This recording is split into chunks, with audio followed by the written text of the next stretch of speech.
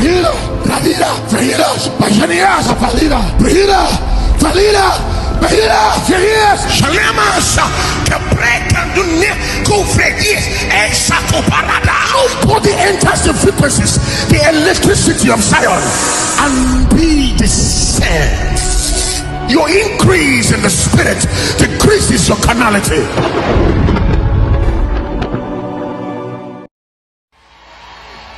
I believe everybody wants to be successful. Everybody wants to be successful. And I've been able to ask so many questions.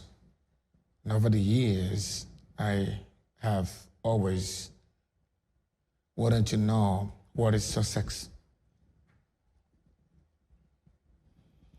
The more I ask questions about what success is, the more I realize that not everybody understands what success is. And because of that, many folks are misguided. And of course, you can chase after what you think is success, then after you've come to the end of it, you realize that you wasted your entire life chasing absolutely nothing.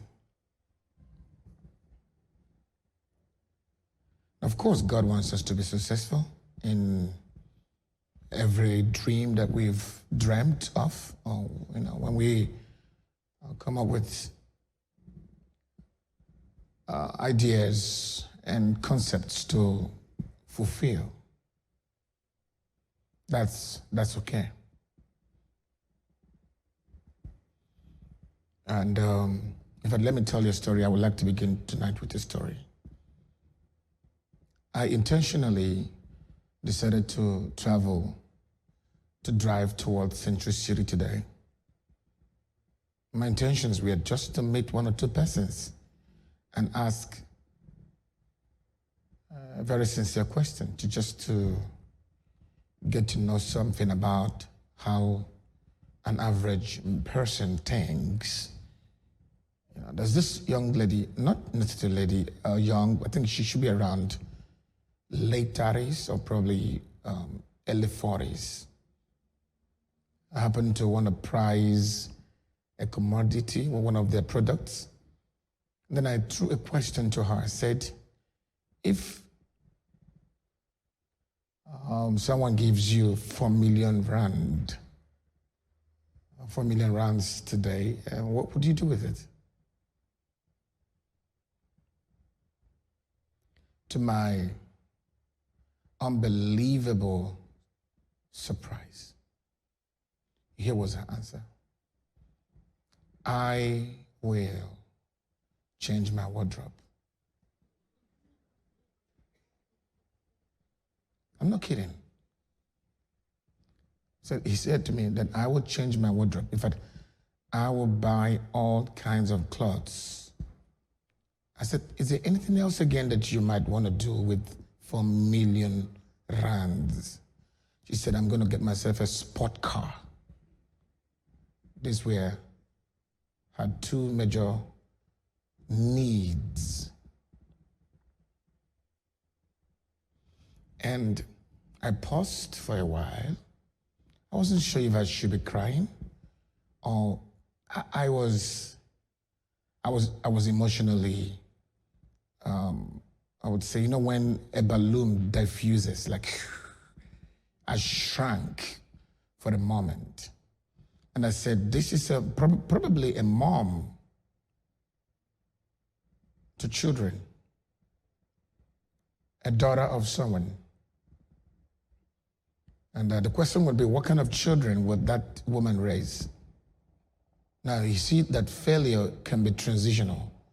Failure can be generational, not because it's a curse, but because it's a way of thinking. And here's the point, just to highlight some few things. And I've come to realize that poverty is not lack of money.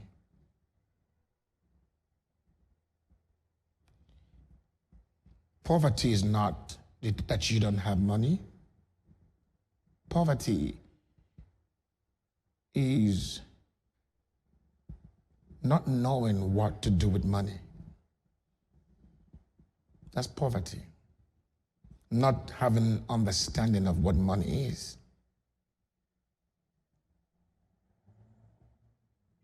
So when you have a misguided revelation of what life is all about, I think that's Maurice Moran said something that I often love to quote. He said, when a purpose of a thing is not known, abuse is inevitable.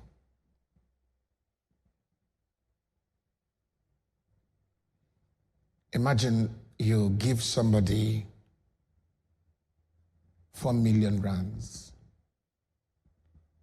What runs in his head or in her head is to go buy clothes.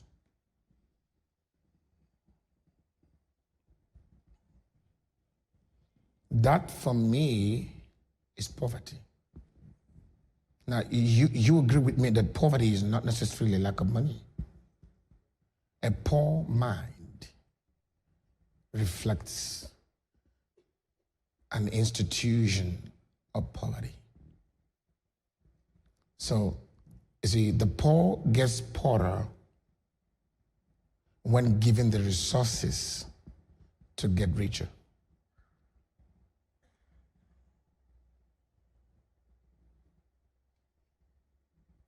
In my little years of serving the Lord and being able to manage the resources of this ministry wisely and productively,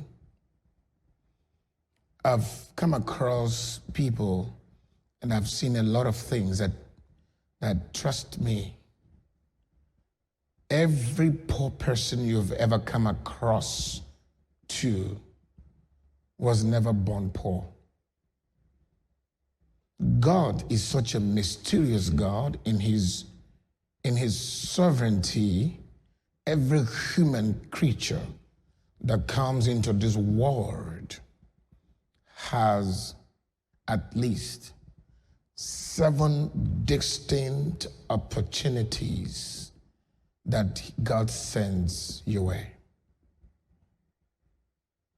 I challenge you to reflect back.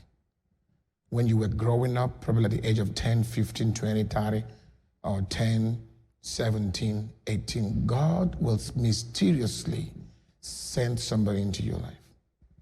Something just an opportunity will come your way. Somewhere, somehow.